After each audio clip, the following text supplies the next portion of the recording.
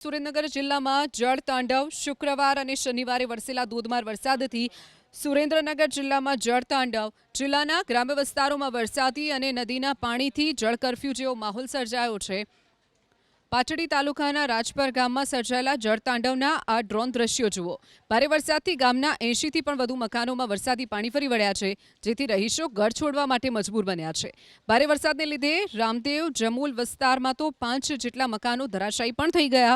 જો કે રહીશો સમયસર બહાર નીકળી જતા મોટી જાનહાનિ ટળી છે। ટીવી સ્ક્રીન પરના આ દ્રશ્યો જુઓ। લખતર તાલુકાના છારદ ગામના છે। ઉમાઈ નદીના પાણી છારદ ગામમાં ફરી વળતા આખું ગામ પાણીમાં ગરકાવ થઈ ગયું છે। ગામમાં નવી બનેલી સ્કૂલ અને કમ્પાઉન્ડમાં પાણીનું સામ્રાજ્ય છવાયું છે, તો વરસાદી પાણીમાં નિર્માણનો સામાન પણ તણાયો છે। તો સ્કૂલનું શૌચાલય, રસોડું અને મુખ્ય બિલ્ડિંગ પણ પાણીમાં ગરકાવ થયા છે। નીચાણવાળા વિસ્તારોમાં હોવાથી સ્કૂલમાં પાણી ફરી વળ્યા હોવાનો ગ્રામજનોએ આરોપ લગાવ્યો છે, તો ગામના અન્ય નીચાણવાળા વિસ્તારોમાં પણ જળબંબાકાર થતા જનજીવન પ્રભાવિત થયું છે।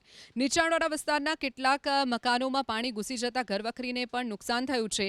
ઘરમાં પાણી ભરાતા કેટલાક લોકો પોતાના સગા સંબંધીઓના ત્યાં આશરો લેવા માટે મજબૂર બન્યા છે। ગ્રામજનોએ રોષ ઠાલવતા પાણી નિકાલની કોઈ વ્યવસ્થા ન હોવાનો પણ આરોપ લગાવ્યો। ગ્રામજનોએ રોષ ઠાલવી અને પ્રશાસન સામે યોગ્ય વ્યવસ્થા ન કરવાનો આરોપ લગાવ્યો છે।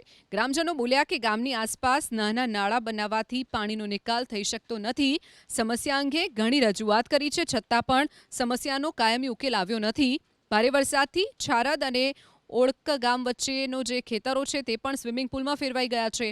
ખેતરોમાં વરસાદી પાણી ભરાતા એરંડા, કપાસ, તલ, શાકભાજી સહિતનો પાક પાણીમાં ગરકાવ થયો છે। ખેડૂતોની ચિંતા વધી છે। ખેતરો બેટમાં ફેરવાતા પાક સંપૂર્ણપણે નષ્ટ થયાની ખેડૂતોની વ્યથા છે।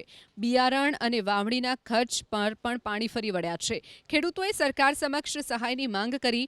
ખેડૂતોનો તો એવો પણ આરોપ છે કે ધોલેરાને પાણી પૂરું પાડવા માટે ચેકડેમ પ્રોજેક્ટ બની રહ્યો છે। જો ચેકડેમ પ્રોજેક્ટ બની જશે તો બાદમાં સ્થિતિ વધુ વણસી શકે છે।